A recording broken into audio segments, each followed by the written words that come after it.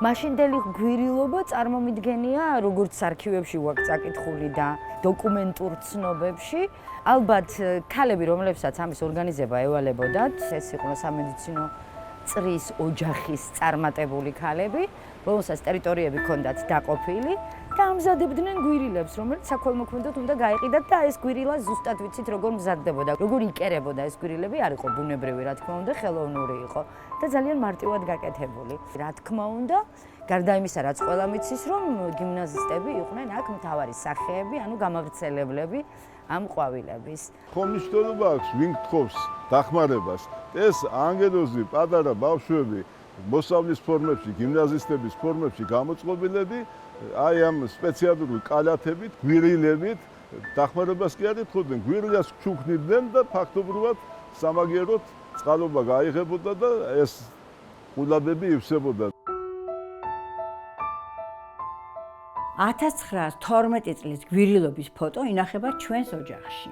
ეს ფოტო მამაჩემს, ცნობილ ექიმსა და საზოგადო მოღვაწეს ვახტანგ გიორგაძეს გადასცა ექიმმა გაბო გოკიელის ქალიშვილმა ფატი გოკიელმა და მისმა მეუღლემ დოდო ანთაძემ. ფოტოს წარწერა აქვს გვირილობის დღე ქუთაისში, სურათზე ექიმები გაბო გოკიელი, ვალერია ლორთქიფანიძე, გიორგი ქორქაშვილი, ქალაქის თავი ილია ჩიქოვანი და სხვები. მოიაზრება, რომ აქ ალექსანდრა საშა ჩიქოვანიც დგას. მას უკავშირებენ ამ დღის გამართვას, ის იყო ვექილ ჩიქოვანის მეუღლე, ძალიან გონიერი და მომხიბვლელი ქალბატონი.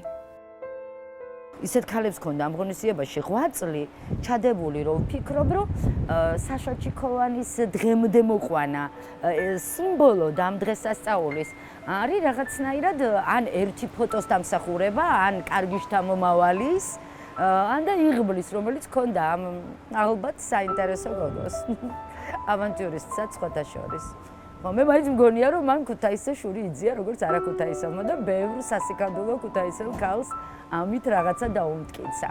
თუ ქუთაისია, სანახაობა უყვარდათ, ლამაზი ქალები უყვარდათ და რაღაცნაირად ხო მივიდა აქამდე, ხო იღბლა, რომ დღესაც მასზე ვლაპარაკობთ.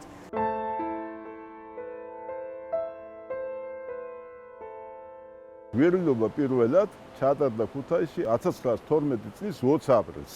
მეორე ჩატარდა 1913 წლის 4 აპრილს, 1914 წელს 8 მაისს. ამის ინიციატორი გახდათ ქუთაისის ექიმთა სამეცნიერო საზოგადოება. მე-20 საუკუნის დასაწყისში გვირილა გახდა ტუბერკულოზთან ბრძოლის სიმბოლო. გვირილა იმიტომ, რომ იყო ბუნებრივი ანტიბიოტიკი. თეთრი გვირილას დღე შვედეთში პირველად 1908 წელს გაიმართა. ეს იყო ევროპაში უკვე დაწესებული ღონისძიება, რომელიც ჩვენ ძალიან მალე გავხადეთ საჩვენო. სადღაც 2800 მანეთამდე იგრებოდა თითო ღონისძიებაზე.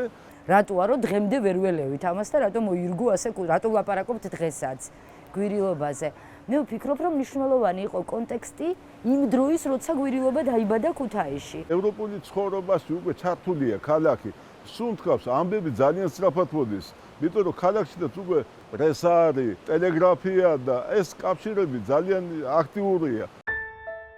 ქალაქის თავი ამ დროს არის ილია პონტელი, ილია ჩიქოვანი, პუბლიცისტი, საზოგადო მოღვაწე, ღია და საინტერესო ადამიანი.